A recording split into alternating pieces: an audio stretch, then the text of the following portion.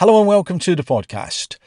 In this episode, I'm going to share with you something which I have seen recently and found to be absolutely fascinating.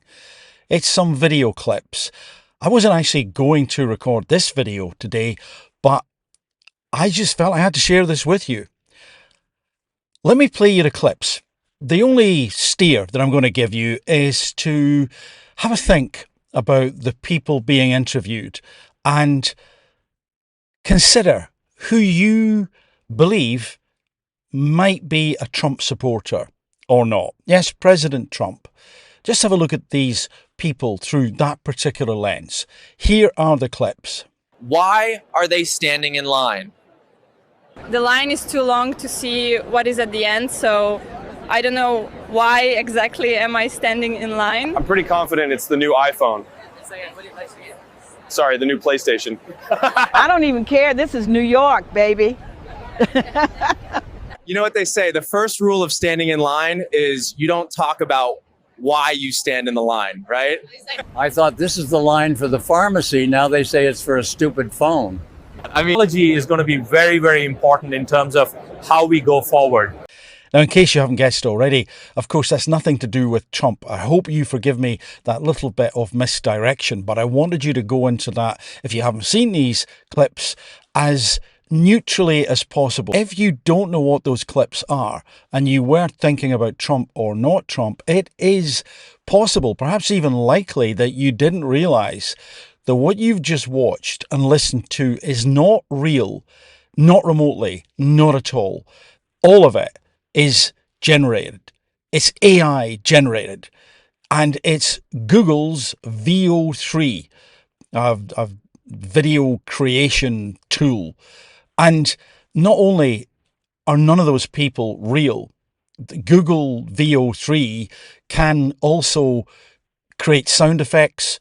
If you give it a script, well, all of that was AI generated as well. So not just how the people look and the background, everything in those clips, every single thing, but what they're saying. Now, the script is given to the AI, well, at the moment anyway, as far as I'm aware, but the voices are AI generated from VO3.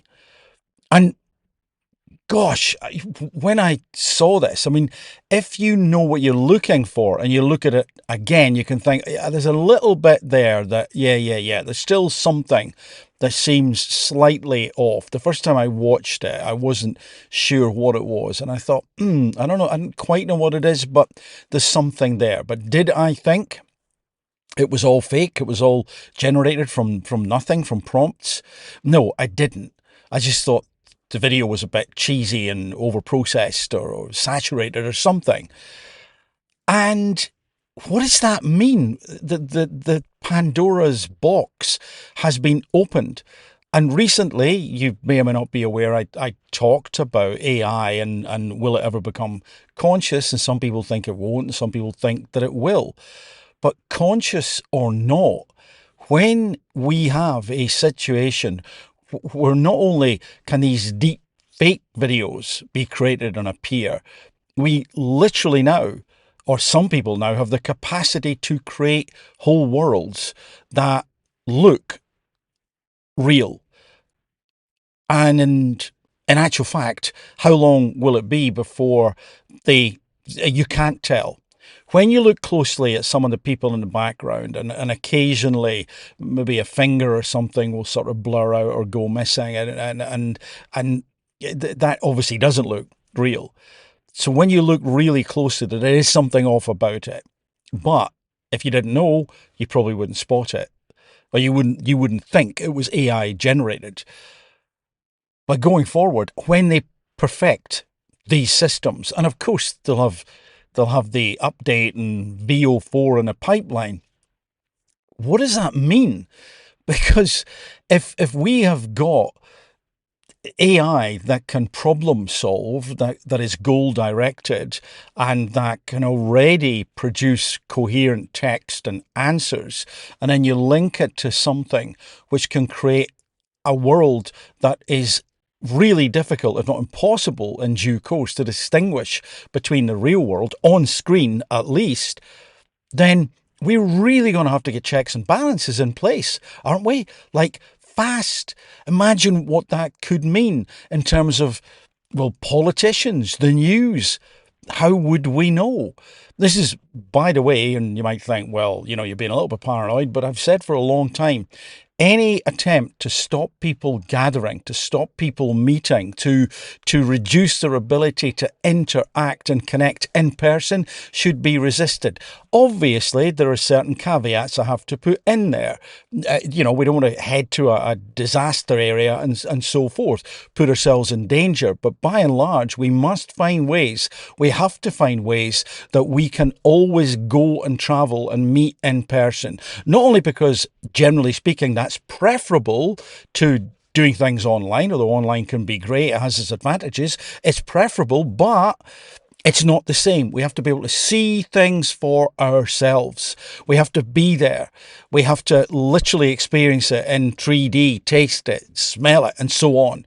And without that, what might we be living in?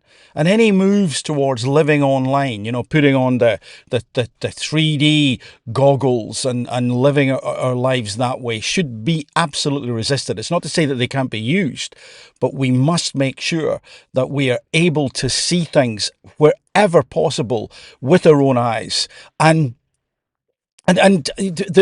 Because the alternative is gobsmackingly dystopian.